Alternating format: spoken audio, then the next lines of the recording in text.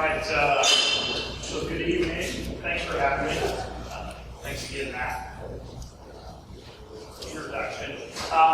So most people probably aren't familiar with Zonoff. We are a software startup actually based out of the Philadelphia area. Venture funded, recently completed a round back in the first quarter of this year. What we do is we are a software platform that, as we describe, is the brain of the smart home. So what is the smart home? That is basically, as we view it, a subset of the Internet of Things.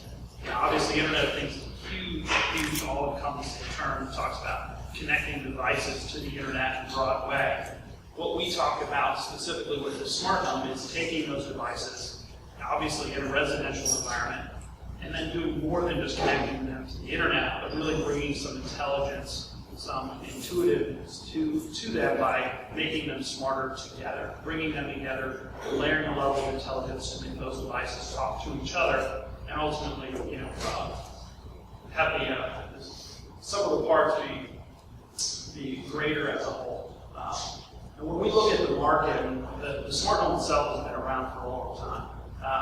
It's being talked about a lot now, but we look at 30, 40 years, we find magazine articles around it, but it's really been limited in the luxury market.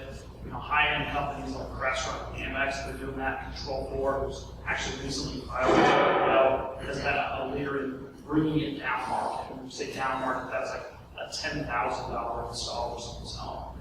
What we're seeing, most recently is a new, rollout in really managed service space. That's being done by big security companies, AT&T's, new entrants from AT&T, Comcast, a variety of companies there, with a number of platform companies coming, to go and help supply those. For us, what we're interested in, or our background is a group of repeat entrepreneurs, is in the mass market. We've done consumer electronic startups for the last 20 years. And really, so where we're interested in is there on the left side. That's the mainstream efforts, the DIY market, where big retailers, big service providers, even device makers themselves are really starting to roll out smart home products directly to the consumer. Now, digging into it a little bit more of what we do specifically, as I said, we're a platform company. We don't sell directly to consumers. We're really an Intel inside technology. We provide our technology to companies that already have channels, brands that consumers recognize. Because for us, I'll get into this a little bit later, that's the ultimate way to get to scale and get to scale quickly. When I talk about scales, for us, what's interesting is when we're talking about millions of homes, not tens of thousands of homes. Now, for us, a platform really kind of comprises three pieces. It's the software that runs inside the home. That software that is talking to all these disparate devices from a variety of different manufacturers big and small, established brands, companies that some of our partners have been in the market for 110 years, established brands that consumers know, channels to those consumers, all the way down to brand new Kickstarter type companies that bring the products to market for the first time to fill the apps where connected products previously haven't existed. We have our cloud services. That's ultimately both consumer-facing technology. That's where we can get remote access to your home, so you can go and control these devices. But it's also what we provide back to our customers, data and analytics for them to look at merchandising data for a retailer, subscriber usage data for a service provider, and so on. And ultimately, that drives the business model allows us to incremental upsells, incremental product adds, and service adds after the initial sale. And then ultimately, the last piece that we have is apps themselves. When we talk about apps, we mean apps everywhere. iOS, tablets, phones, Android, but even smart TVs. We have a new clock radio partner that we're bringing them. Clock radio partner is one of the app platforms that helps you control the system. So really, it's basically anything can be an access point into the system, even simple devices as well. One thing that a lot of people don't talk about is how these devices actually talk. Everybody thinks Internet of Things, so everything talks to the Internet directly. In a home environment, that's actually not that common. Yes, there are, as you see in the center, there are a ton of new Wi-Fi connected devices that are coming to the market. we have a number of examples here, a plant sensor, light bulbs and so on.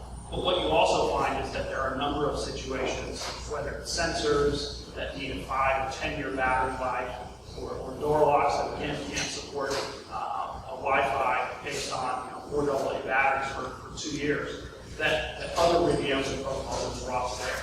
Now there's open standards. The two big ones in the U.S. are Z-Wave and Zigbee mesh network technology, radios and protocols that are open. They're available for developers to go get access and build products through that. But there's also a whole host of proprietary technologies which are owned by very large companies that have business reasons to keep those closed, both to protect their IP, but also to protect them from liability and other concerns when it comes to managing electrical devices or garage doors and so on. Ultimately, what we do is we need to go to where the devices are. For us, our system is only as good as the devices that are brought to bear.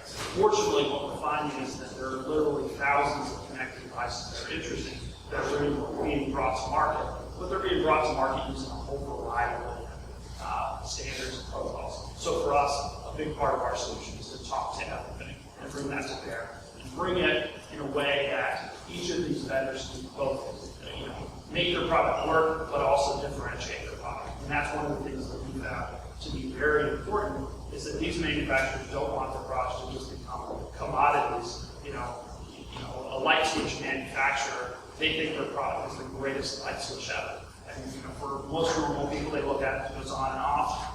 Maybe it can dim, but for them, they want to talk about ramp rate and indicator lights and all these other things that they feel differentiates their product from the next guy, and they want to be able to expose that to the consumer. So we give them a way to do that. Again, just to give it a high-level overview, and then I'll actually dive right into a demo and show it in real life. What we have is software that resides in the home. Now that software might reside in a number of different devices. We have reference designs. We are not a hardware company, but we're not hardware design. So we have a hub design, which basically has multiple radios in it, a little processor that our software runs in that goes out and talks to all these devices inside the home. We have a number of big brand manufacturers who will make products like this in the room that the market later this year. Additionally, what we see as the market goes forward is that this technology, this hub technology, control technology, is really becoming a feature in products as opposed to a standalone product like that. So we've actually rolled that into routers, set-top boxes, a variety of devices that will go into the home, and then ultimately can now serve as this always-on device to control the home. Through that, we have little devices like this, which we'll show this later, that actually allow you to add radios to an existing device that's already in your home. So the software push down right to the wireless router. For $20, you can add any one of these radios to your system, and then suddenly now you have the ability to talk to this connected home, this smart home, very, very inexpensive. So with that, put it down. That was more interesting. So I'll actually, let me introduce Mike Baylor, who's our CTO. I'll let him maybe set the tone. Thanks, Mike. So we have a handful of different connected devices here on our table. I'll start back here with the Philips Hue connected LED light bulb. Next to that, back here we have the standard incandescent light bulb, but here more classically the in-wall dimmer that we're more familiar with, right? Panasonic IP camera, thermostat from Honeywell, and then up front this is a SmartCode quick set door lock. It's got a an RF card in it, but also a keypad up front so you can key in for keyless entry. Wireless plant sensor, Wi-Fi plant sensor. But also we have a couple other things on the table going on. And I'll start here with kind of this tilt sensor from Schley. And so the idea is that this would connect to your garage. And as I tilted it this way, this was our garage door open. And so what this did is told our hub, that the sensor, the garage door, is open. we've programmed into it the intelligence that I want this light to come on, right? Now notice I've closed the garage, okay? But at this point I don't want that light to go off because I'm still in the garage. And so what I did was set up a code in the door lock, so now the door lock knows that I use my code to unlock the door. Told my system that. And I have another sensor here that when I open up the door, turns on my Philips Hue light called blue. That's my favorite color. Now, my wife would say I'm lazy, but I would say that I'm smart. And the idea now is that when I shut the door, it reminds me, not really, it turns off the light. So I don't have to remember to turn off the light in the garage door. And notice it also locked the door for me, because I usually forget to do that as well. At this point, we've got the light on, and I can go over to this type of keypad here, and I can hit buttons on it and actually interact with the system in another way. Right? So this becomes a 5-button keypad anywhere in the house, and all, plastic with them all got to press it. But more importantly, we probably maybe even want to pull out our smartphone, or here we have a habit of that. We're showing it right now. Yeah, so, again, sort of.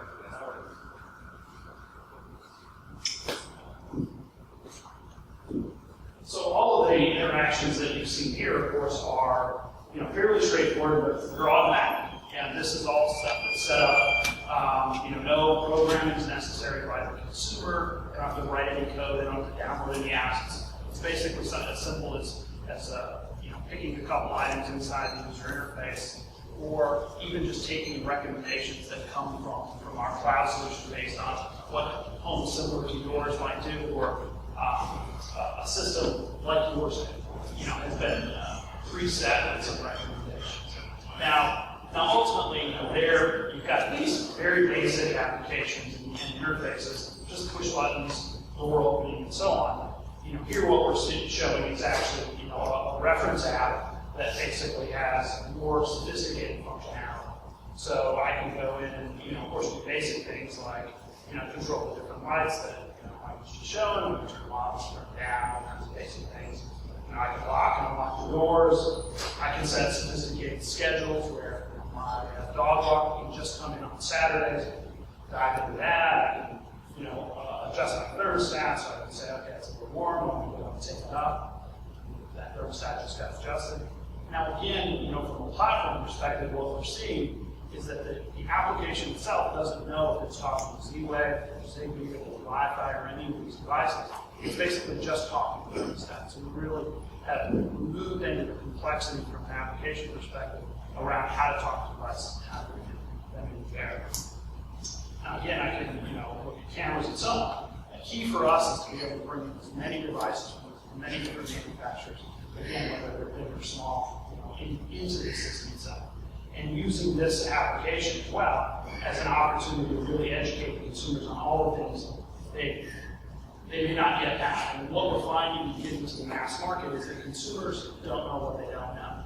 They may buy just one interesting product, smart door lock, because they want to know when the kids get off the bus, every school day. But then once we're inside the consumer's home and have an opportunity, we can really use the application, the emails and notifications we send them, the text messages and so on, to educate them on all the other things that we can do with this system. That will show some of the things that also happens through the application. So for example, Mike just basically showed that I was sitting up in my bedroom, somebody tried to get in and use the wrong code. And what that is, that of course brought up my camera right on my app, and bring up the camera on my TV, let me unlock or unlock the door and say, oh yeah, that's a dog walking variable, and I can just unlock the door and let them away. So with that, that's a kind of a high-level overview of our platform. Switch back to some slides.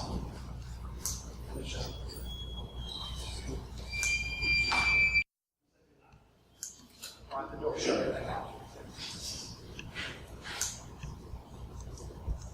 So, as I mentioned before, we're not a consumer-facing company. So one of the things that we've talked about is really covering some of the decisions that we made, as a now a growing venture-funded business, of why we took the approach to the market we did.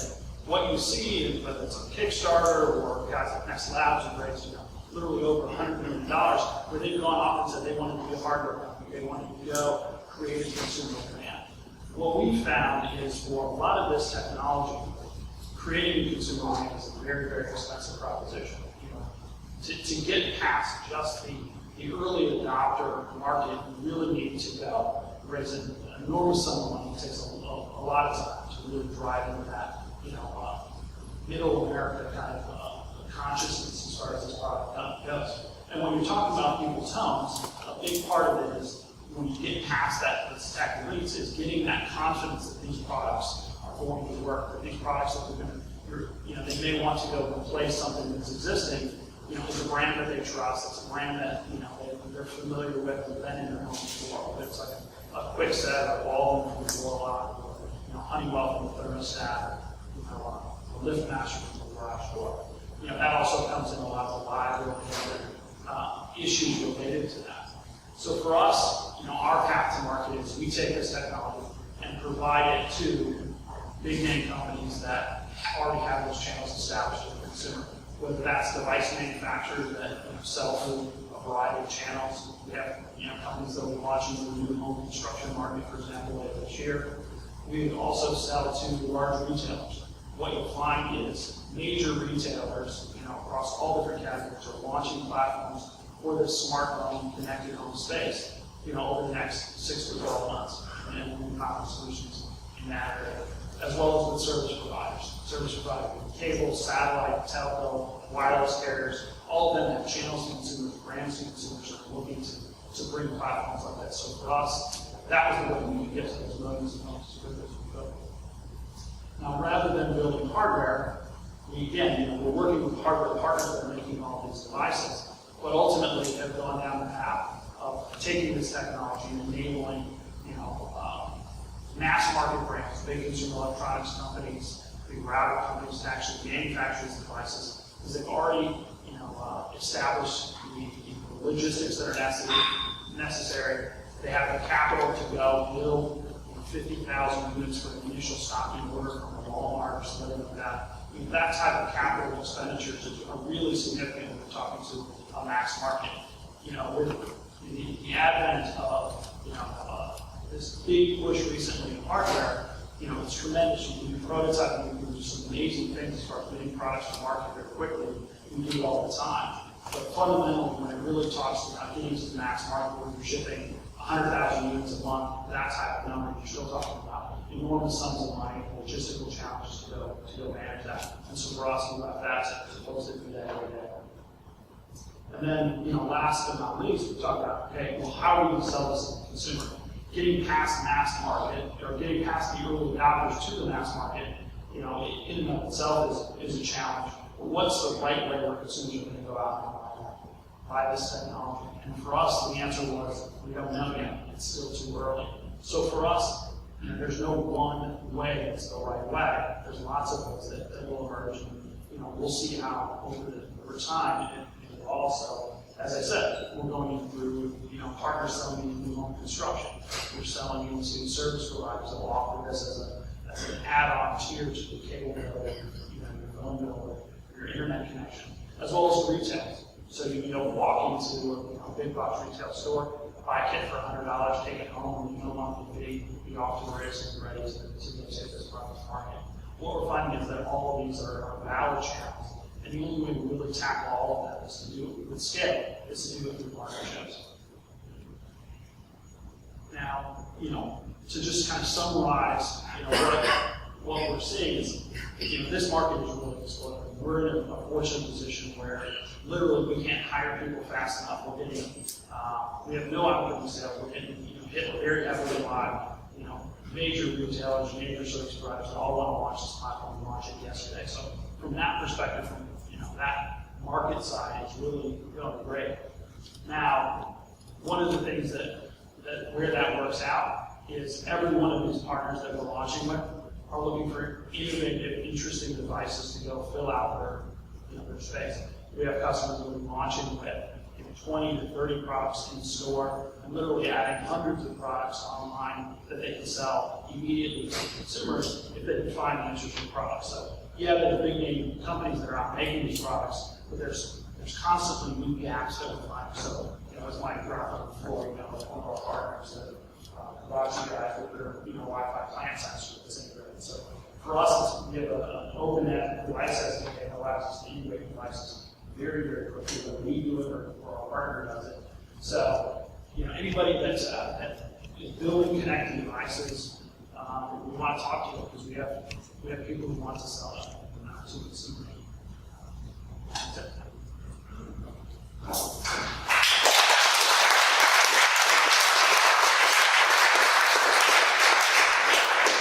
Cool, thank you very much.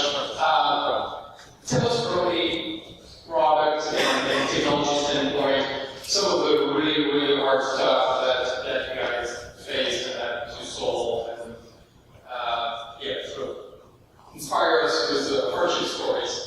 Yeah, there's a lot of those. And that's the thing, what we're talking about is a very complex platform. As I mentioned, it's software that's, inside the home. It's, cloud software that you're literally talking about bringing to millions of homes. So obviously you have scalability challenges, and then this breadth of app platforms with each of our customers having their own user interface because they want to differentiate their product. They don't all look like our standard reference app. So we've got scale problems of how do we do unique apps for 10s, 20, 30 different customers across all of these different platforms and allow them to differentiate it. We've got scaling of how do we bring our platform and be able to launch and support millions of customers. But inside the home itself is where you see a ton of challenges. With these products, it's very straightforward, I think, for a lot of folks to bring these products up and show them in a lab environment and show them it working kind of a basic way. What we find is where it falls down is in real world conditions. When you're talking about homes in the Southwest where you've got stucco walls, you have metal, flashing inside, and other places like that. This technology we might be able to CTO. He and his team have been building this since 2003. So this is technology that's been under development for a significant amount of time. And what we're finding is a lot of new entrants to the market are now trying to get in, and they don't know what they don't know as far as the real technical challenges of making this work in the real world, range-wise, antenna design, etc. You're saying it's hard for software people to get into hardware business? I think the hardware business is hard, fundamentally, because basically, I think when I've come here, say, creating one of those blog posts about how the hardware has to be perfect when it ships. You can't, just push a new software down. It's like the old days of gold masters and CD-ROMs. It had to be perfect that first time it ships. And that's what you find. The costs of tooling and all the rest of the things, the costs of the mistake, are can kill a company. So for us, that's what we work very closely with partners we've known for many, many years to bring these products to market. Questions?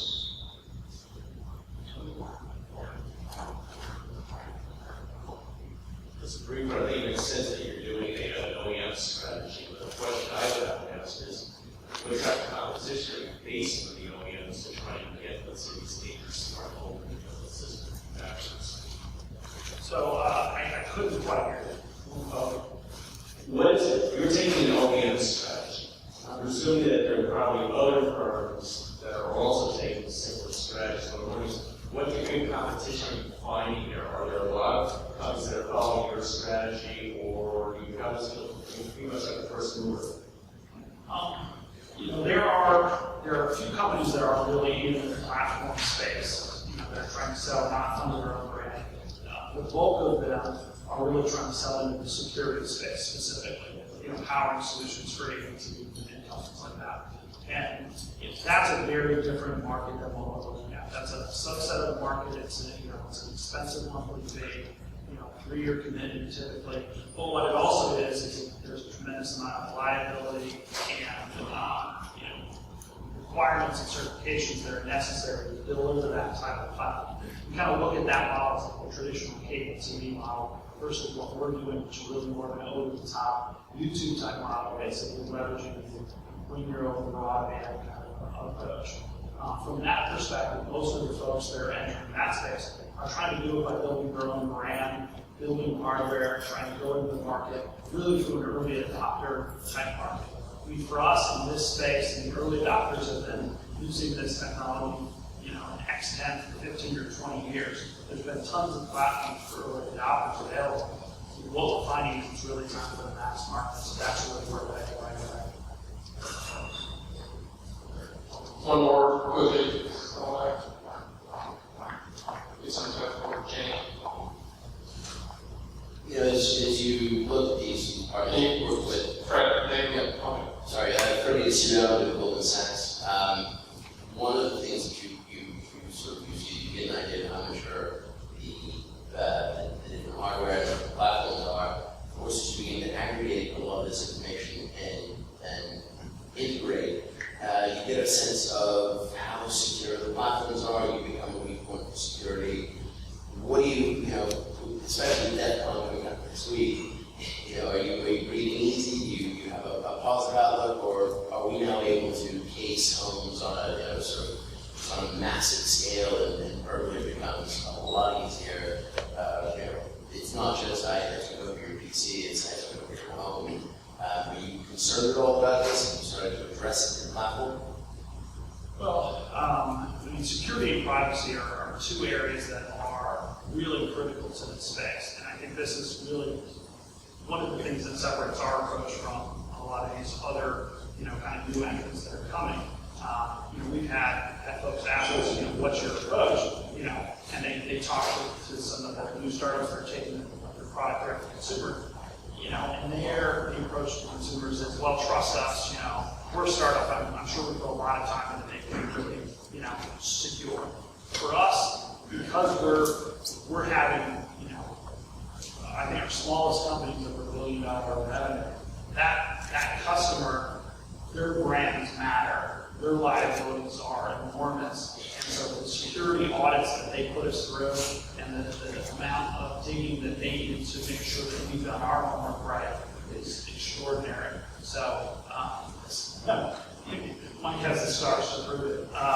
So as a result, I think for us, that ends up having to be part of what we built in from the beginning, knowing that in the last audit, we had 1,100 questions on it to dig into and understand how we do certain things, how we do the time, how we do the device, and so on. We're fortunate, again, we came out of the consumer electronics market with things like Blu-ray players, extreme DVD players, a lot of things with secure content in the DRM space. So we've had to fight those fights, a number of times.